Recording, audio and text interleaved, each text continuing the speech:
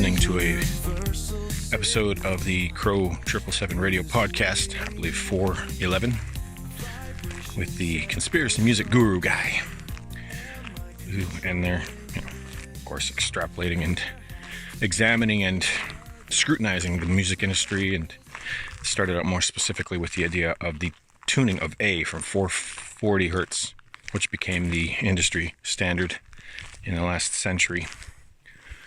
A little earlier, probably late 1800s, early 1900s, I don't know specifically, but somehow, instead of tuning to the more natural, organic, humanistic, and healthy frequency of 432 hertz, somebody decided, let's bump that by 8 hertz, 8 cycles per second. He mentions a book, I think it's called The 440 Enigma by Elsie Vincent, which I haven't read, but I will look into, because being a musician my whole life and one who creates and composes using sound and vibration, it very much interests me, because I've always wanted my music to be healing, uplifting, revealing, conscious, all these happy buzzwords that are counter to the mainstream narrative and counter to the possibility of any widespread success in the music industry, which is severely and completely corrupt and ritualistic, satanic, and all the rest, just like Hollywood and virtually every other industry, really. But music specifically is particularly insidious, because everybody loves music. Everybody loves to listen to songs. Everybody likes having their favorite artists that they grew up listening to, and on and on and on. Unfortunately, people like Mark Devlin have written, I think, 4 books on the subject now, on the truth about the music industry. And if you want to know more about how that animal and monster operates, you could probably take a look at some of his work or some of his videos and interviews. But be warned that it will destroy your illusions and likely force you to have a different perspective on any and all of the major acts and recording artists of the past 70 years, at least, when the whole industry was co-opted and perverted and inverted, and the gatekeepers took over like they do most anything that affects society en masse, or any great way, or anything that can influence the minds of millions, possibly billions, for generations to come. So they obviously have to install themselves into all of these things. Someone like Mark Devlin became the go-to guy, the expert, the one who did the most analysis and research. He's not the only one, of course. And if you want to, destroy your illusions and find out just how disturbingly interconnected the entire music industry is, and of course not just music, this applies to everything where there's any celebrity, popularity, anything and anyone with a voice, again, that can speak to the masses, but specifically the music industry, how almost all of these artists are either blood relatives, have connections, their parents were in the military, high-ranking military positions, or the information industrial complex, or other, related or possibly nefarious agendas, and why they were handpicked as children early on and put through the typical things you would expect them to be put through, whether it's extreme traumas, being broken down as humans, being remade, or, these psychological schisms and divergent personalities that people get created and made into so that they can be used as tools, as pawns on the stage in front of tens of millions and billions for the rest of their lives. And then it's usually cut short at some point, right? Most of them don't make it to 27, right? That's a fairly popular number. Or another significant proportion of them, die in their early 50s. We're talking the Princes and the Michael Jacksons and the George Michaels.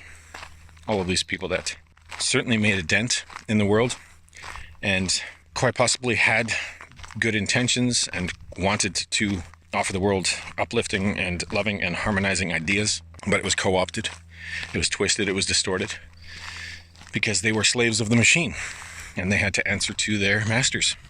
And if they didn't, well, we can see what happened.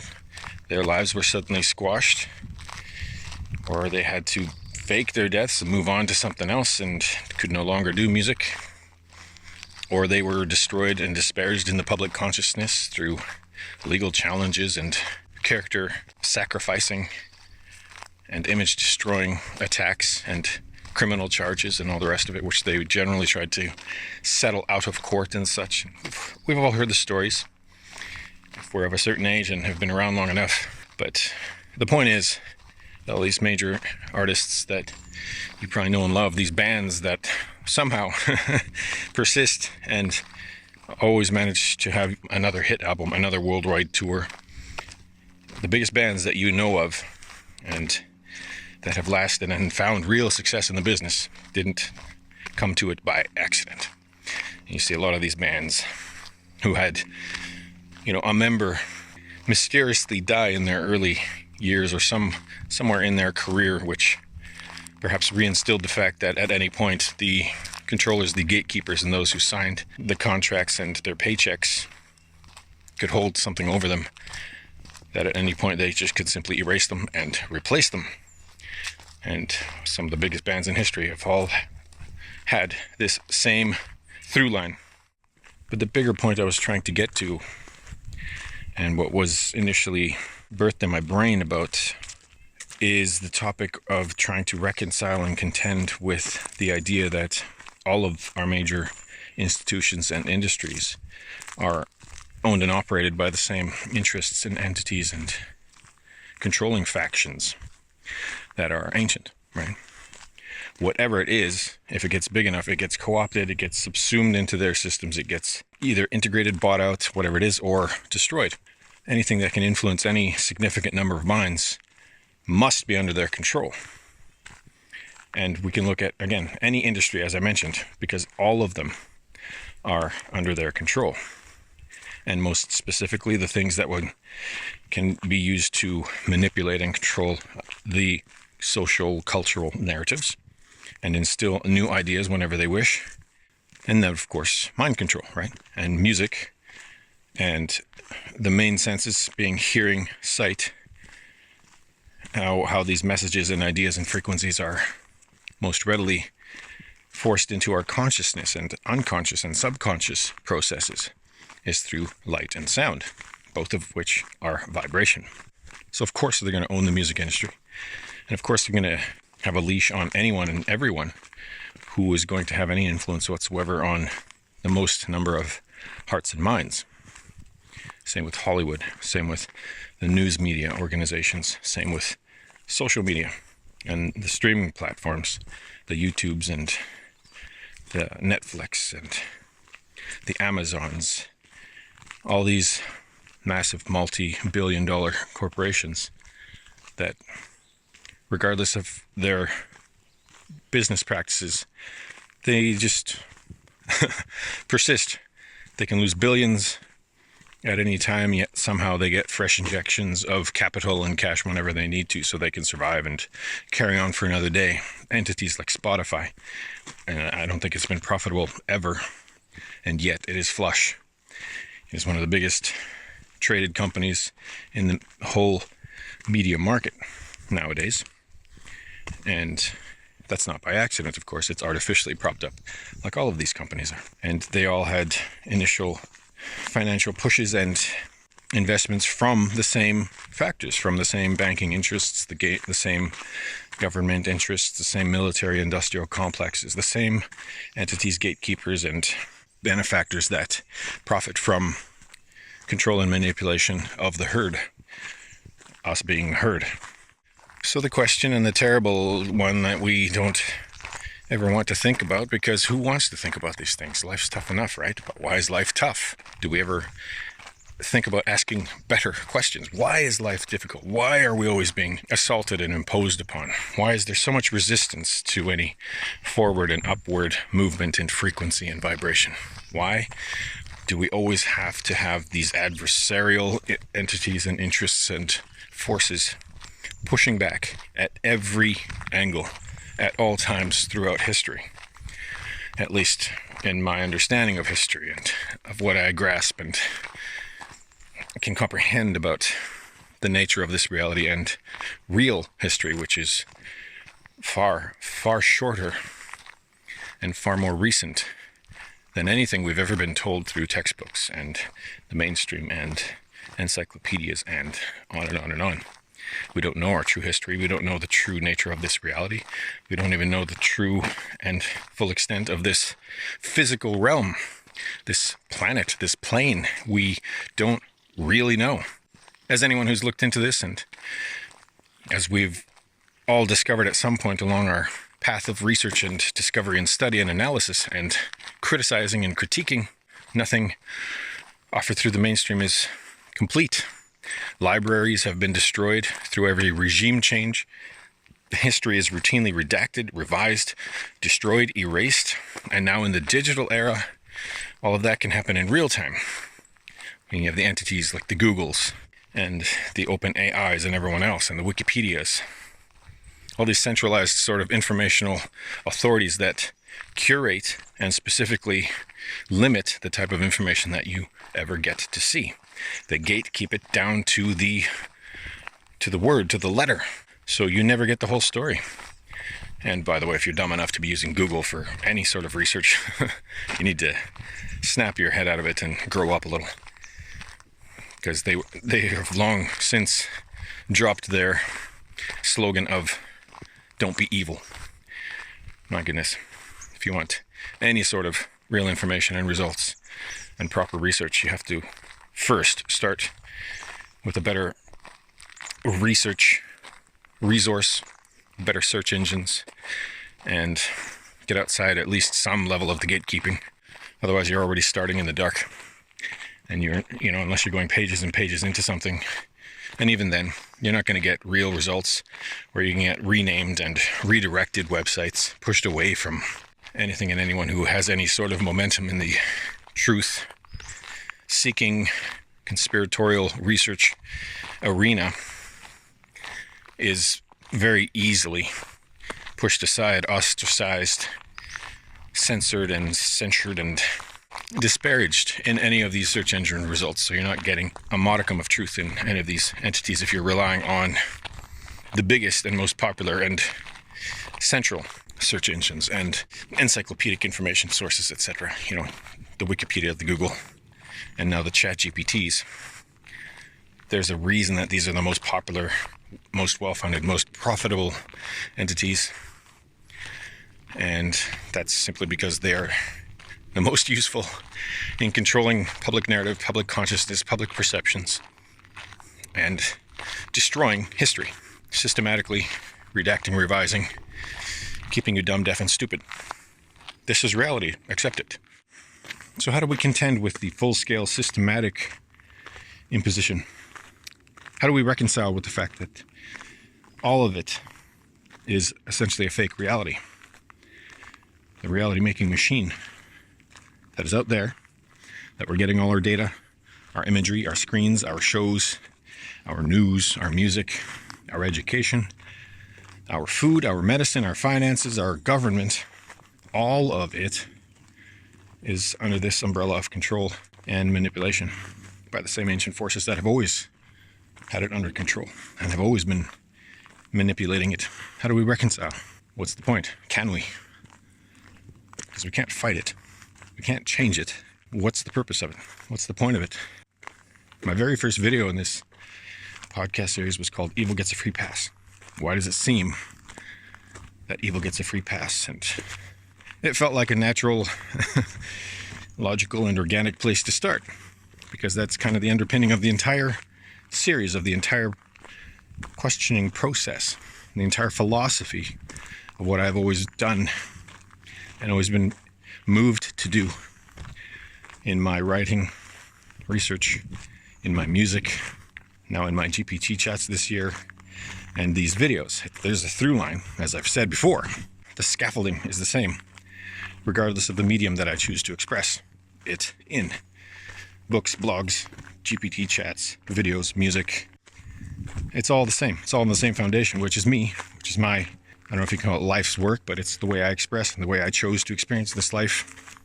The meaning and purpose, the highest priority, highest value, things that I wanted to pursue here. And I'm 49 now. Have I accomplished anything? I don't think so. But I have expressed what I could express. I have tried to better things and try to uplift, awaken, inspire, motivate. And for the most part, these things, like with any writer and author and what you could call even a content creator nowadays, it's mostly notes to self, because ultimately we're all the same self. We're all the same creative spark. We're all derived of the same, all that is God force, source, consciousness. It's the same for all of us. So however we're particularly able to express that and pursue that, it's all connected. It's all part of the same narrative. It's all part of the same field. So the way that I've found to be useful and fulfilling to me, well, fulfilling is a bit of a stretch, but what feels most natural, what feels most useful and productive, what a few people over the years have resonated with and given some feedback, and the tiny little audience that I have, which will only ever be a tiny audience, because this is such a censored, reduced, redacted, hidden, esoteric, counter-narrative, counter-culture, counter-mainstream, all the rest of it, right? People like myself fly in the face of anything popular and successful and profitable, simply because the whole system is designed that way, as I'm trying to get to. How do we contend with that? How do we reconcile with the whole machine being built as an inverted, as an upside down, as an incredibly efficient system to work against the human, the humane, the organic, the natural, the fruitful, the harmonious, the family-based, the soulful, the spiritual. And the entire system seems to be oriented toward the enemy mindset, toward the opposite, towards the negation, towards the cancellation of all that is good and right and righteous and just and true and authentic and real. How do we reconcile this? Should we even try? I guess it depends on our intentions. It depends on our priorities and values. Do we want to know what is authentic, real, and true? Or are we happy just to keep our heads down and live in blissful ignorance? Because it's certainly not easy once you get to know these truths. And it's certainly unpleasant and uncomfortable.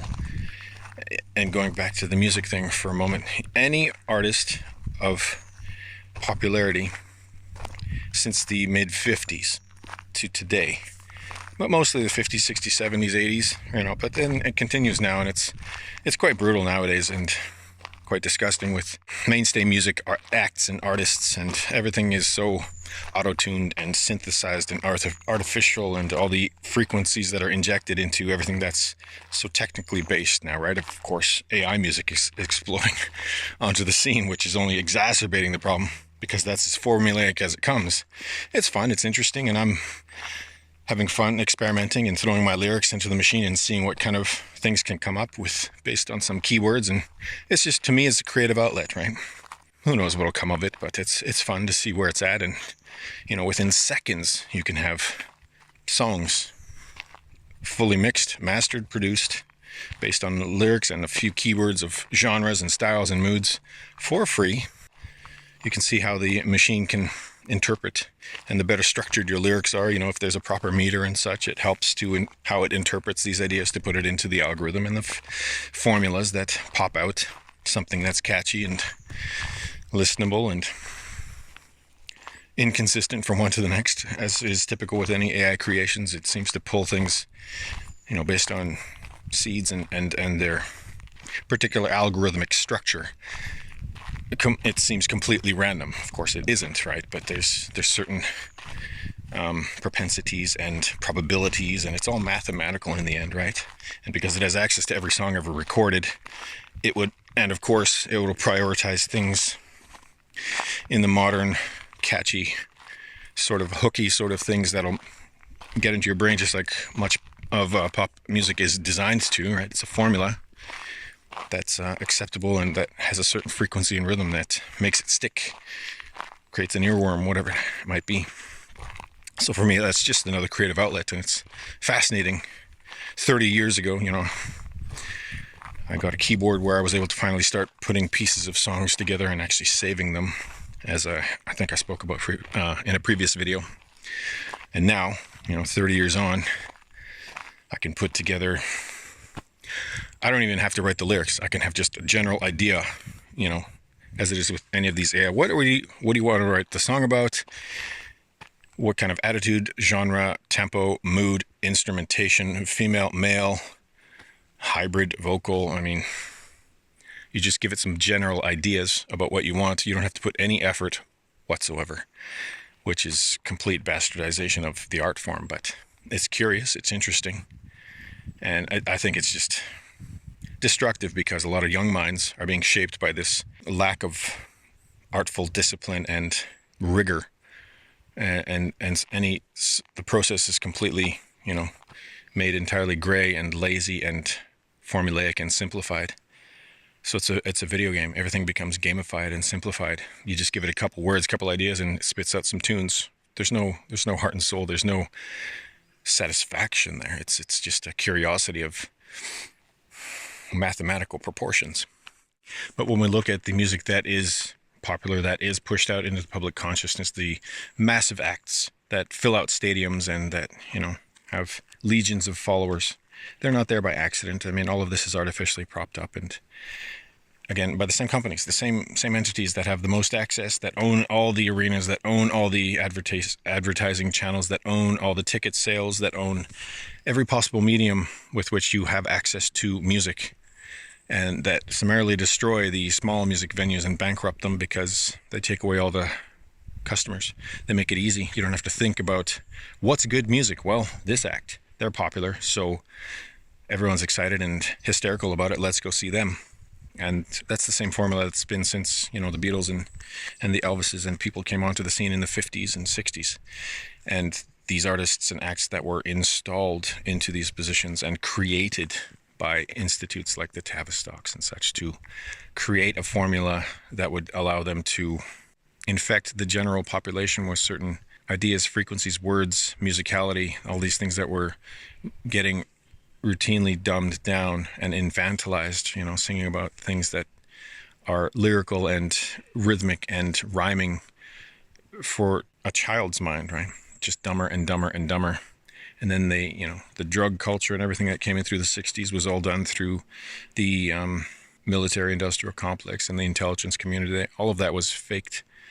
And you see all the huge acts that came out in the drug culture of the 60s and 70s, and all of that was fabricated, manufactured.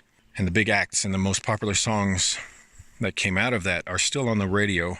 Not that I listen to it, but if you do sit somewhere in any public place, if you work in any public sort of office that has the radio playing, it's the same songs from the 60s, 70s, 80s, occasionally more recent, every single day, all day. The same songs, the same message, the same ideas. How is that possible when millions and millions of songs have been written since, as good, if not better, more textured, more conscious, you could say, more of a higher vibration perhaps? How is it that none of those ever get regular radio play or make it into that seemingly perpetual top 100, 200 songs that play every day all across the world, especially across Western Empire? Well, we know why, as I've already discussed in this video, and as people like Mark Devlin and others have taken apart with their research. And again, if you want to destroy your illusions, look into what Mark's done with his books, and if you want to find out just how incestuous this industry is, beware. You've been warned. It'll destroy your illusions. It will completely change how you look at the artists that you know and love, and it doesn't necessarily take anything away from the music that they created. However, take that with a grain of salt, because it certainly infuses their music. It certainly infuses the message. It informs the persona, their public idea, their mask, their identity that's put into the public. And whether it's the Madonnas and the J-Los and all these people that, you know, came from nothing, didn't have money, they moved to big cities and they just wanted to dance and sing, and then suddenly they became, not suddenly, but over the span of their careers, became these worldwide phenomena. You have to really just think about it with an adult brain for a moment. Is that a natural, organic thing, or was there some other sort of influence? Was there some sort of agenda at play there? And is the story true whatsoever? And when you dig into any of the backgrounds of any of these major acts, and especially into their childhoods and some of the brutal and nasty ritualistic things that they've all been subjected to, it will destroy your illusions and perhaps mature your perspective a little bit. They say never meet your heroes, but this is one way in the modern era with better information and research that we can meet our heroes and dispel the nonsense idea that there was anything heroic about them whatsoever. There's a reason they made it big, and because they were allowed to, they were funded to, they were forced and shaped and groomed and made into these things that would appeal to millions and millions over the years. So tread lightly if you want to continue loving and appreciating the music that you've always known and loved.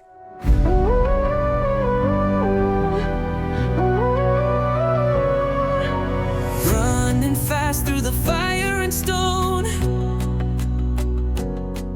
Our hearts are racing. But getting back to the idea of contending with, reconciling with, and coming to a peaceful understanding and appreciation and comprehension of the system that we live in, that unfortunately for people like myself who've taken apart narratives and examined things and researched ideas and stories and narratives from the non-standard and uncommon perspective, it's difficult, if not impossible, to avoid a certain cynicism and a certain negative bent and a certain perspective that can get hardwired into your consciousness, into your everyday, and it can negatively color everything about the world around you. It can negatively color all the information, all the data, all the offerings, all of the stories, because you know that anything that's in the mainstream that is pushed out into the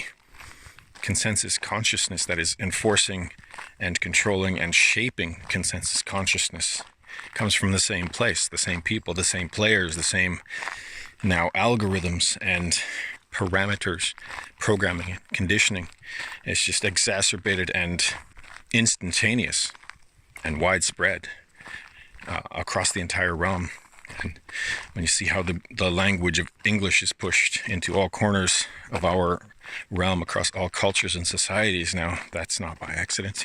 There's a reason why these things, certain languages and alphabets and encoding and symbolism becomes a lingua franca, the common language, right? So we can all speak in a common tongue, so that we can all cast spells and do our spelling in a common tongue, in a common language, in a shared symbology, which affects how you tell stories, which affects your mythology, which affects your narratives, which affects how you interpret and encode and decode ideas and codify ideas, right? It affects how you understand history. It affects how you make history. It affects how you teach things. It affects how you learn. One thing that we can have certainly respect for is these systemic controller types who've had, a century of planning. I think it was in the interview yesterday, one of the podcasts they were talking about, I think it was called Metropolis, a film from 1927, if I'm not mistaken, and everything portrayed in that film has come to pass. The AI, the robots, the technocratic movement, and how everything is being moved into the digital and controllable, and how did that happen? All the potential paths that we could take, all of the potential routes that we could move into as a civilization. How is it that things predicted 100 years ago are right on schedule? Well, it depends on how you perceive this reality and how you take anything about this simulation to be what it's for, how it's designed, and what our purpose is here, right? How do you frame it? How do you reconcile with all the different ideas and the conflicting and contrasting ideas and narratives? That's up for you to decide for yourself. But as it is with this reality shaping idea and the nature of this reality and how we discern the information for ourselves and make sense of it all and what's the point, yada, yada, yada.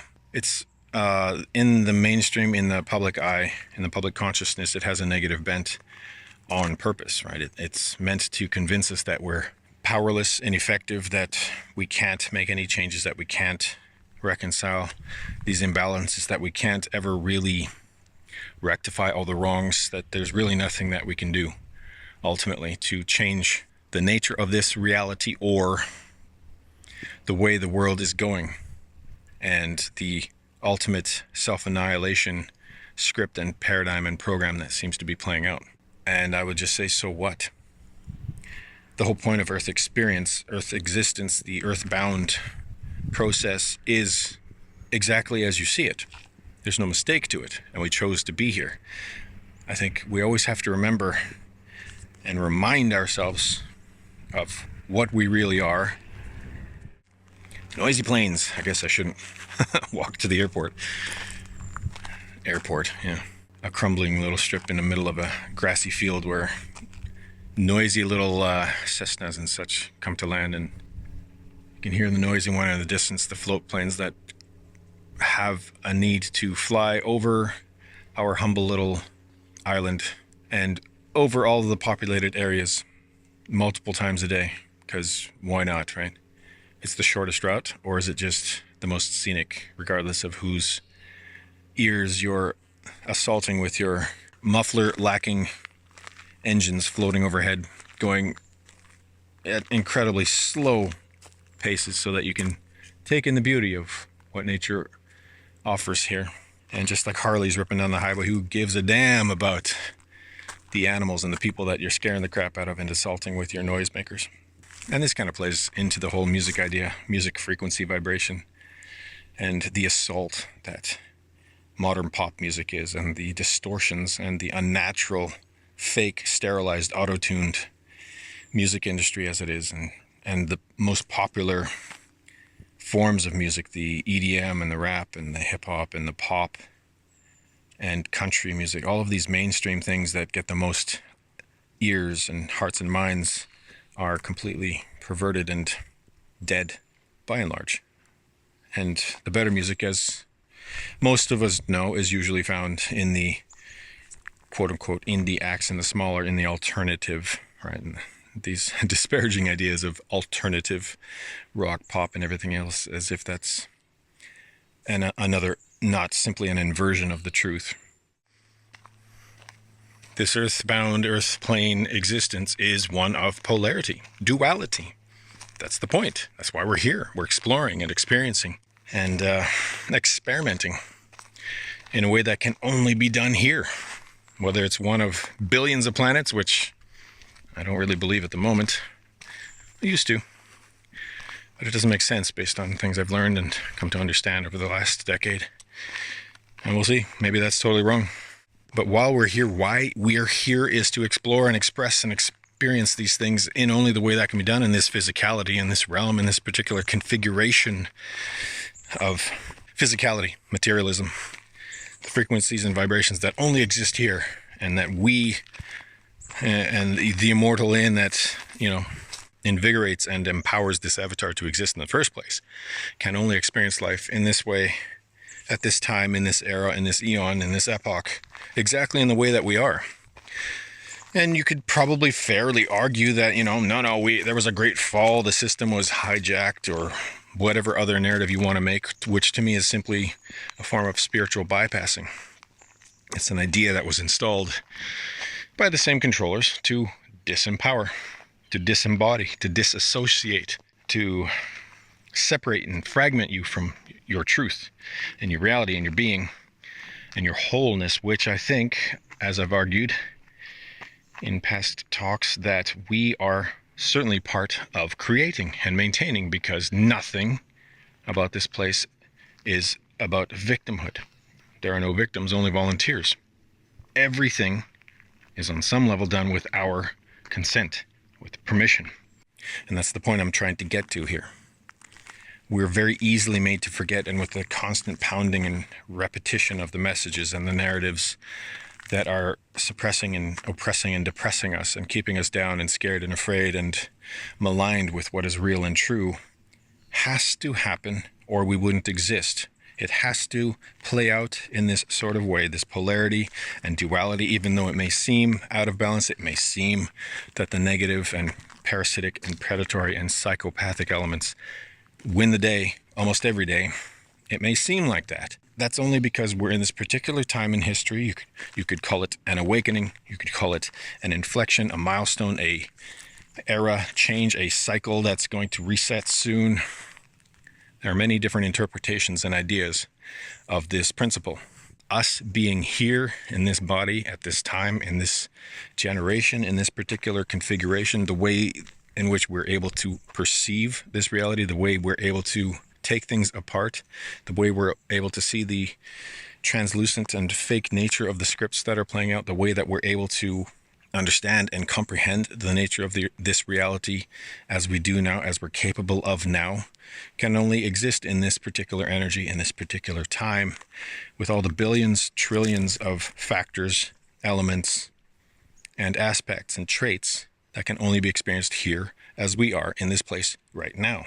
And that should be, in my view, framed as a very empowering foundation, a very empowering scaffolding, because it is all built on us, built on our ideas, our ideals, our values, our perceptions. It is all maintained by us because we're the power source. We are the creator beings. We are the sovereigns. We are that fractal of the all, the God, the consciousness, the everything. And we forget. We're made to forget, but we have to forget. Otherwise, we simply wouldn't exist. This place wouldn't need to exist. There would be literally no reason for this entire realm to function in this way, as it does right now, for the reasons that we may or may not be able to discern exactly, because we feel that we're always being attacked, assaulted, imposed upon, and we are, certainly. But that's not the whole story. That's not the whole picture. That's just what's perceived, because it is so rapid, it is so persistent, it is continuous. But in the exact same moment, and every single moment, we can flip it, reframe it, and reinterpret it on something truer and more fundamental if we remember, if we take back that agency, autonomy, control, authorship, if we simply just flip it in every second. Every time we feel that negative, that's something that's hitting us in the chest, or making us want to spew and be angry and spit at the screen and share some angry meme and, oh, those motherfuckers, they're doing it again. Yes, of course, but they are us. They don't exist without us. That polarity doesn't exist without us. They would literally cease to exist. They'd vanish from existence, from any story, from reality, and then so would we. Obviously, this isn't to make light of pain, suffering, struggle. As I've said many times in different ways, I don't want to have to keep apologizing for trying to express an opinion and a view, but I presume that there are many who would take this the wrong way, because perhaps I'm not speaking in clear enough ideas. Perhaps my opinion and how I'm presenting the ideas isn't very concise. Perhaps it's combative. Perhaps using F-bombs and other things is offensive. I don't care. Find another source of information. Find another philosophical experiencer, experimenter, observer, conscious observer type to listen and learn from, or become one yourself. Find these things, discern and determine what's real and true for you in your own way, which you ultimately have to anyways. Don't believe a damn thing I say, because who the hell am I? I have ideas and perspectives and perceptions based on my life, my story, my experiences, my pain, my suffering, my struggles, which are still ongoing. I haven't solved anything. I haven't fixed anything. I haven't made it, right? I'm just some nobody who decided to make some videos on YouTube to share his ideas from his unique perspective that may hopefully resonate with some of you. If not, I don't care. That's not the point. The point is to share. The point is to explore, to think these things, to discuss them, to put them out there, to create the discourse, that necessary yin, yang, the back and forth, to create, recreate, destroy, recreate, right?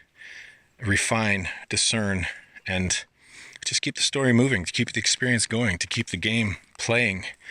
And that's, if anything, what these negative aspects, these parasite types, these predators, these psychopaths, they only exist because they keep perpetuating the game, and they're masterful at that, aren't they? They are masterful at creating new things to poke and prod, to stress, to traumatize, to create new struggles and suffering, artificial, made up, manufactured. They're masterful at injecting ideas throughout whatever is most important to you, and regardless of your life, your background, your career, vocation, or aspirations, they can find masterfully, those ways, those ideas to inject anywhere and everywhere to keep you on your toes, knock you on your ass, frustrate, suppress, depress. Pick your poison. They're masterful at injecting those ideas. Especially 2020. That was one hell of an injected idea, wasn't it? All nefarious, all murderous, all deadly, all poison and toxic. All of it designed to wipe out some unsuspecting aspects of population, some fools that simply didn't want to know better, or that is simply how they wanted to experience life. They came here to be fools, to be foolish, to be ignorant.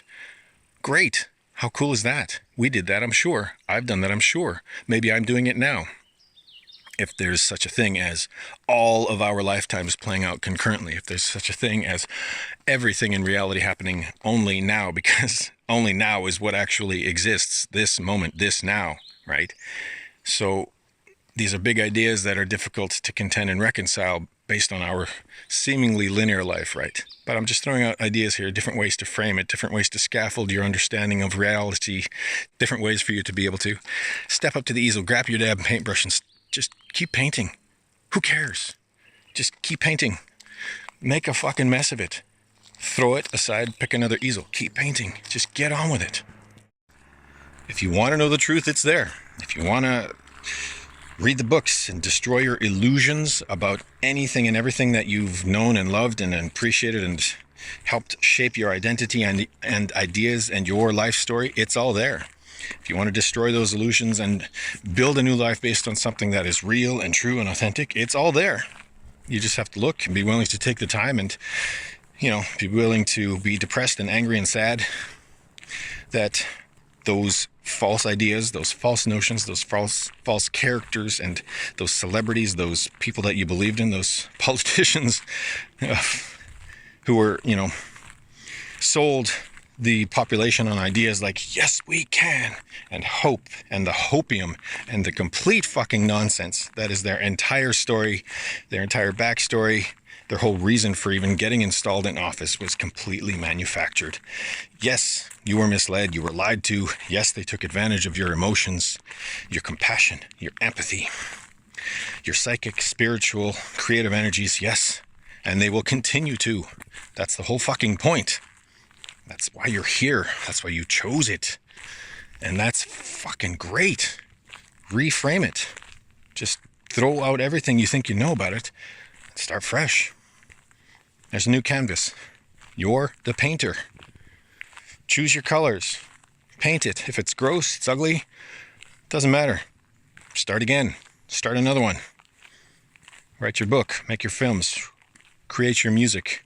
Plant your gardens. Make your family. Teach, learn, fail, fuck up. Do it again. It's all so temporary and so transient. Just don't get stuck on any one of these stupid things. Research the truth if you want. Great. But I've spoken about this. You'll find a point where you've done enough because you'll realize there's no solution. There's no ultimate answer. There's no completion. There's no end to rabbit holes. You've done enough. You'll find that point. You'll reach that point. What's next? I don't fucking know. Pick up another easel. Pick up another brush.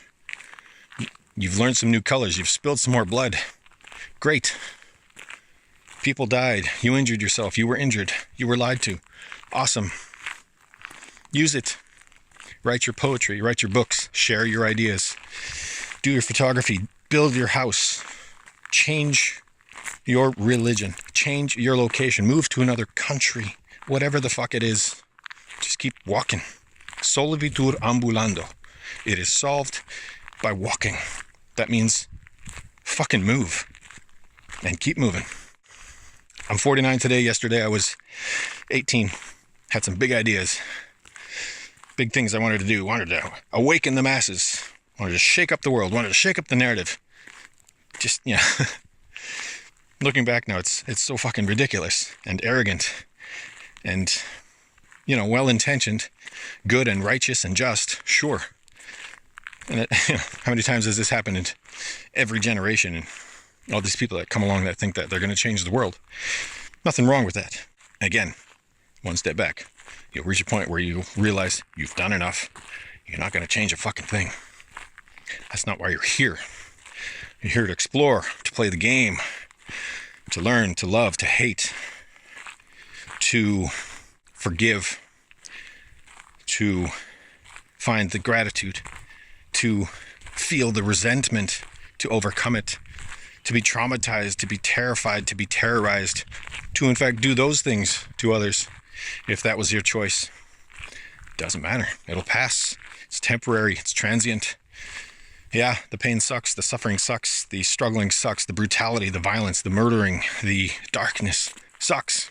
But without that, you wouldn't even appreciate or understand the idea of light, of love, of saving yourself from those stories. However that plays out for you, of dispelling the lies and illusions, of reclaiming the agency, the autonomy, the authorship, of reclaiming your creator being, your immortal within, to awaken and reawaken time and time and time again until you move on to something else. And who knows what that'll look like.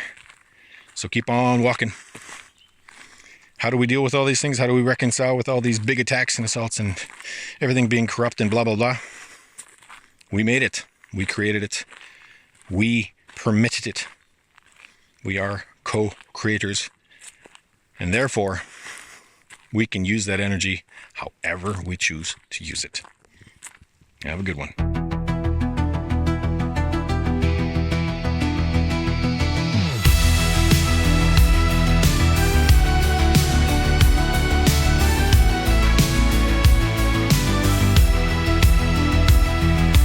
Putting the blame on a brother for shadows you bring of your own. A slap in the face of your mother. Your chances of peace are unknown. Learning to step back, release.